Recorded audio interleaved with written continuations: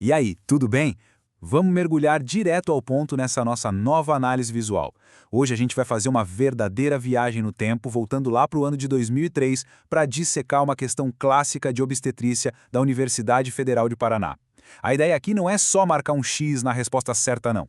A gente vai usar essa questão como uma porta de entrada para entender a mecânica da vida, o impacto de uma cirurgia e até, por incrível que pareça, as regras da evolução.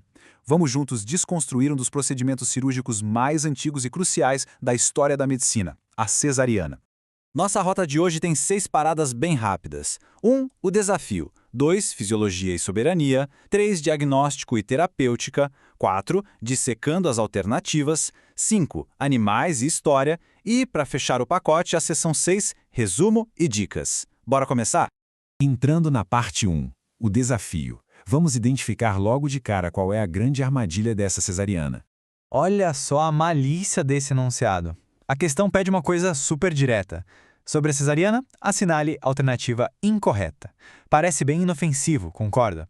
Só que em provas médicas, buscar a exceção exige um domínio absurdo. Tem que saber não só qual é a regra do jogo, mas principalmente as consequências catastróficas de fazer a coisa errada na sala de cirurgia. E aqui está a grande pegadinha. A letra C é a nossa resposta. Ela diz que a estereotomia corporal pode ser realizada sem prejuízo futuro para a paciente. Gente, isso é um perigo absurdo na clínica real. Dizer que não tem prejuízo futuro vai completamente contra qualquer diretriz global de segurança cirúrgica. Mas para entender o porquê desse erro ser tão grave, a gente precisa olhar de perto o que essa técnica realmente faz com o tecido da paciente. Imagina o útero como um grande balão muscular. A esterotomia segmentar transversa é feita lá embaixo, no segmento inferior.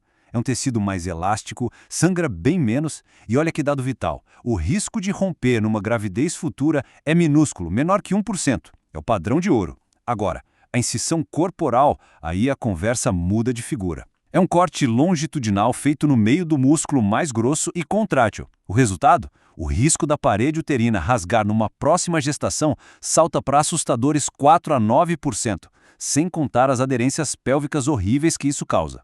Passando para a parte 2, fisiologia e soberania. Vamos consolidar os fundamentos por trás disso tudo. Como sempre se diz, a clínica é soberana. Vamos aos fatos. Cesariana é, por definição, um parto cirúrgico transabdominal. Epidemiologicamente falando, é insano pensar que já lá em 2003 o Brasil estourava completamente o teto de 15% recomendado pela Organização Mundial da Saúde. E quem são os grandes vilões que disparam as complicações depois da cirurgia? Basicamente, intervenções feitas de emergência e aquele tempo de bolsa rota que passa das 18 horas, seja por motivos maternos, do bebê ou anexiais. E fisiopatologicamente falando, como essa bomba relógio é armada? Primeiro, pensa na incisão corporal, rasgando a parte que mais contrai do útero. No segundo passo, durante a cicatrização, o tecido não se recupera direito, formando uma fibrose totalmente desorganizada. Aí, terceiro passo, anos depois, num novo trabalho de parto, a pressão hidrostática é colossal bem em cima dessa cicatriz fraca. O gran finale? O quarto passo é a temida ruptura uterina catastrófica, que pode acontecer antes mesmo do feto chegar no canal de parto. Loucura total. Indo agora para a seção 3, diagnóstico e terapêutica.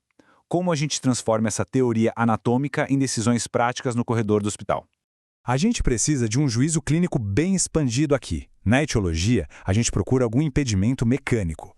No aspecto sindrômico, muitas vezes a gente bate de frente com a famosa desproporção céfalo-pélvica, que é basicamente quando o bebê é grande demais para passar na pelve. Topograficamente, é vital achar exatamente onde a pelve está obstruída, mas o verdadeiro quebra-cabeça do diagnóstico diferencial é descobrir a posição da cabeça do bebê, porque isso dita na hora se o parto natural é fisicamente viável ou uma total impossibilidade. A terapêutica de uma cesárea não termina quando a gente dá o último ponto, de jeito nenhum. A segurança real depende de uma profilaxia antibiótica em peso, usando logo uma cefalosporina de primeira geração, o que derruba os números de infecção pós-parto. Nas horas seguintes, o foco é colocar a mão na massa, ou melhor, no abdômen, e palpar o globo de segurança de Pinar. Se o útero estiver durinho, ele contraiu certo e evitamos uma hemorragia fatal. E claro, a maior prevenção a longo prazo é evitar que a primeira cesárea aconteça sem necessidade real, para não cair naquele ciclo arriscado de múltiplas cirurgias. Seção 4. Dissecando alternativas. Vamos ver rapidinho porque as outras opções da prova estavam certinhas, para não deixar pedra sobre pedra. Analisar isso reforça bastante a nossa lógica clínica. A alternativa A é verdade absoluta. A cesariana aumenta o risco de infecção em incríveis 10 a 20 vezes. A letra B traz um ponto curioso. Mesmo com o feto em óbito, se a pelve tem um bloqueio absoluto ou a placenta cobre a saída, não tem o que fazer. A cirurgia é obrigatória para salvar a mãe. A letra D é meio óbvia, é a própria base da indicação. E a letra E traz uma regra brutal da anatomia. A apresentação defletida de 2º grau. A criança simplesmente não passa. Indicação cirúrgica inquestionável. Mudando completamente de áreas agora, vamos para a seção 5, Animais e História. Uma visão panorâmica que vai da selva aos laboratórios que ganharam o Nobel. Para entender a biologia, às vezes a gente precisa olhar para fora da nossa espécie. Pega a hiena malhada, a crocuta crocuta. A anatomia dessas fêmeas é uma loucura, com um canal de parto estreito e longo que parece um pseudopênis. O resultado desse funil anatômico? Cerca de 60% dos filhotes na primeira ninhada morrem asfixiados tentando nascer. Se houvesse uma sala de cirurgia na savana, a cesariana seria uma vantagem evolutiva gigantesca para essa espécie.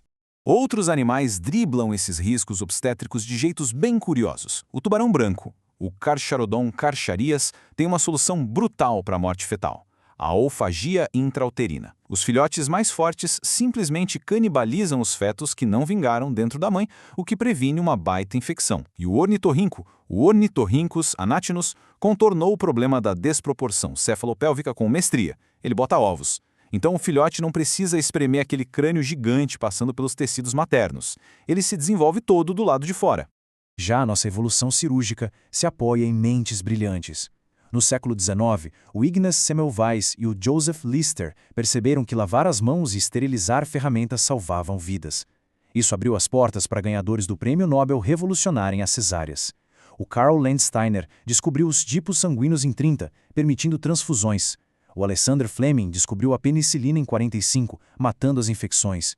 E o Arvid Carson, no ano 2000, destrinchou os neurotransmissores de um jeito que aprofundou e muito o que a gente entende sobre anestesia segura hoje. Chegamos na nossa reta final. Seção 6, resumo e dicas.